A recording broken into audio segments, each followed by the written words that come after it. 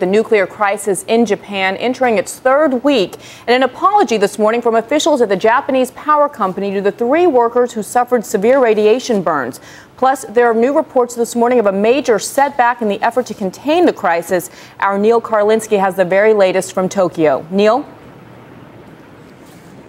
Diana, things are not exactly going well out here, but there is one bit of good news this morning, and that is that one of the reactors, reactor number 1, is now stabilizing. The problem is with those other reactors, especially reactor number 3. A lot of problems there. In fact, an unnamed source now telling the New York Times for the first time that a large crack is visible running down that reactor. And as the source points out, the problem with cracks is they don't get smaller. Today, with one reactor suffering a possible core breach and 3 workers suffering severe radiation burns after water seeped over the tops of their boots, an official from the power company overseeing the catastrophe apologized and said the injuries could have been easily prevented.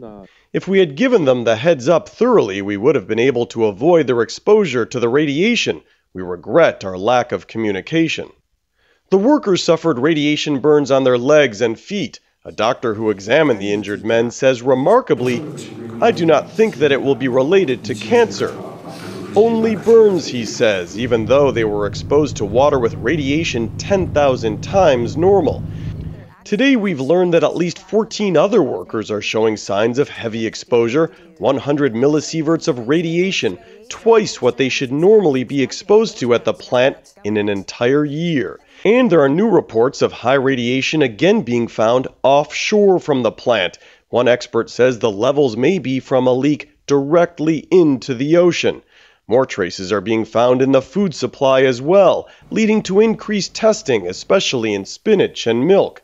Walking the land his family has farmed for 500 years, Takakazu Suzuki told us he's worried. Yes, he told us, we are very much concerned about it, and we hope things will settle down as soon as possible. The government wants more and better information from TEPCO, the power company. In fact, a special advisor to the Prime Minister of Japan was appointed today to try to make that happen. It seems even the government here is having a hard time getting to the truth of exactly what's going on with those reactors. Dan? Incredible amount of confusion still this morning. Neil Karlinski reporting from Japan. We appreciate it. For more on what this means and how serious it is for the people in Japan, let's bring in the physicist Michio Kaku, who's in Berkeley, California this morning. Michio, thanks for joining us so early. We appreciate it. No problem. So when we hear about the apology, this rather extraordinary apology from the power officials, what is your take on that? I think that if I had the ear of the Prime Minister, instead of accepting the apology, I would simply remove the utility entirely from leadership of this crisis and instead bring in a top team of the world's best nuclear physicists and engineers with the authority to call out the Japanese military.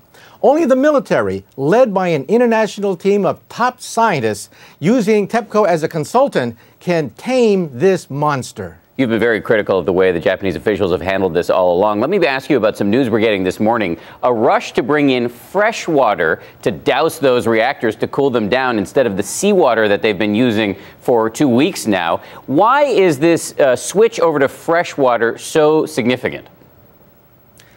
The utility is late at every step. First of all, they were late in putting in salt water because salt water is corrosive. It would damage their reactors. But it was never meant to be a long-term solution. It's a Band-Aid. You have to remove the salt water because it contains corrosive salt, which gums up the rods, prevents cooling, raises temperatures, and could cause a hydrogen gas explosion. So once again, they're behind the 8 ball. Once again, they're now talking about putting in fresh water, compliments of the United States military. In fact, tankers are rushing that water this morning as we speak. When you hear these reports about a large crack apparently running down the side of one of the core vessels, what is that? How worried does that make you?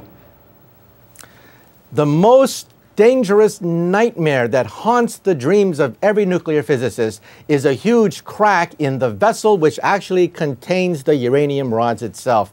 It means that there's core damage. It means that there could be a steam explosion or a hydrogen gas explosion, which blows the vessel apart. That's what happened at Chernobyl. And that's why we had an uncontrolled release of 25% of the core into the air over Kiev. And so this is the nightmare that haunts every physicist, a crack in the vessel. And now we see it. It is, as you say, the nightmare. Michio Kaku, thank you very much for joining us this morning. We appreciate it.